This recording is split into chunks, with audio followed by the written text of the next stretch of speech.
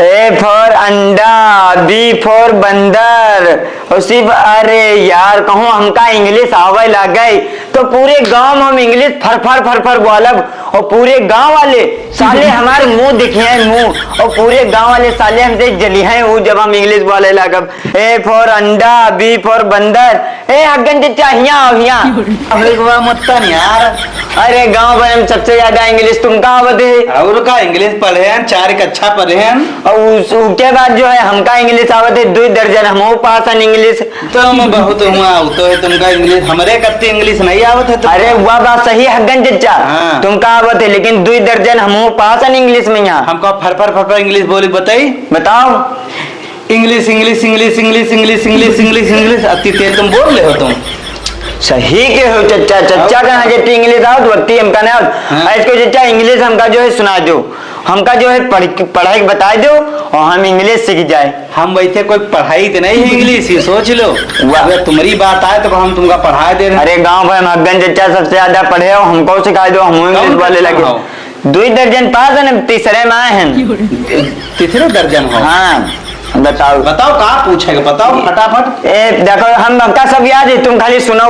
जब तुमका सब याद है तो हमका काहे बोला है? अरे हमका यूं नहीं समझ में आती क्या मतलब होते का है की का मतलब? ए फॉर अंडा होते कि ए फॉर पागल हो का? ए फॉर एप्पल आए।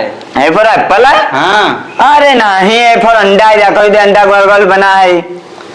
अबे एप्पल आए, एप्पल सेब लाल लाल दिखाई दे, अंडा होते गोल सफेद। तो सीधा बताओ ए फॉर सेब।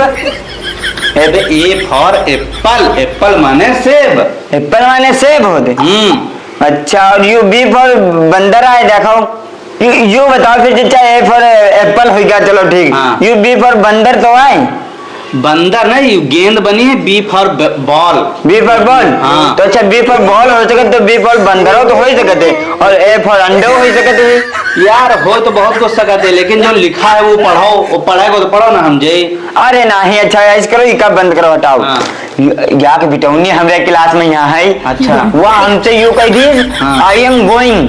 अच्छा इका का मतलब होते वो वही उकी जब वह बोलत है। हाँ। तो उकी आवाज में बिल्कुल लगत है फूल झरते हैं फूल। हमका वह बहुत पसंद है। तो आई एम गोइंग क्या का मतलब होते मैं जा रहा हूँ।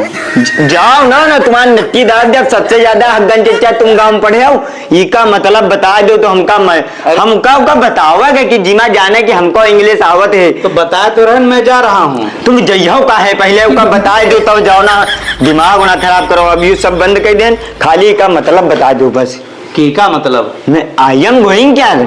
तो बता तो रहन मैं जा रहा हूँ। तो तुम जइहो का है पहले मतलब बता दो। अरे हम जा रहे हैं यार बिना मतलब। भाई जा ना करे अब तुम यार गुस्सा ना लगवाओ, मूड खराब है यार। मुत्तन हो बिल्कुल जाहिल का हुई गया यार हगन चचा। तो बुलाए हो कि लो इंग्लिश बता दो, जब बता रहे हैं तो तुम हमारे ऊपर नौटंकी तो ये है कि तो बुलाएं कि तुम हमका बता दो, तुम कहा मैं जा रहा हूँ और या इंग्लिश पहुंचे घर आई हमारे सामने यू सब बताओ ना, खाली का मतलब बताओ। हमारे कत्ती इंग्लिश पूरे गांव को एक नहीं आवती है। या इंग्लिश घर में पहुंचे हमको इंग्लिश आवे लगी का मतलब बताओ। आई एम गोइंग क्या बताया तो रहन मैं जा रहा हूँ। तुम जइहो का अब किलम मार दे बेरा हफ्ता गुस्सा लगोई हो।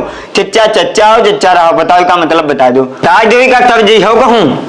अरे भैया हम बताया तो रहन मैं जा रहा हूँ। तुम जइहो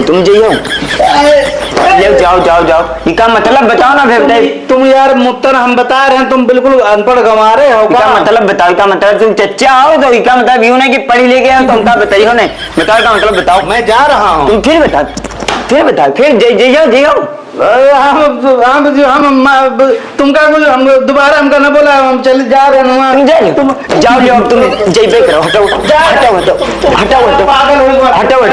जाओ जाओ ना तुमका बताइए तनु इनका इंग्लिश कहा गई तो बताओ कि मैं जा रहा हूँ इंग्लिश पकी है। आई एम गोइंग का मतलब इनका नहीं पता है, इनका इंग्लिश आवत है भैया। और तुम बताओ का आई एम गोइंग क्या मतलब का होते है?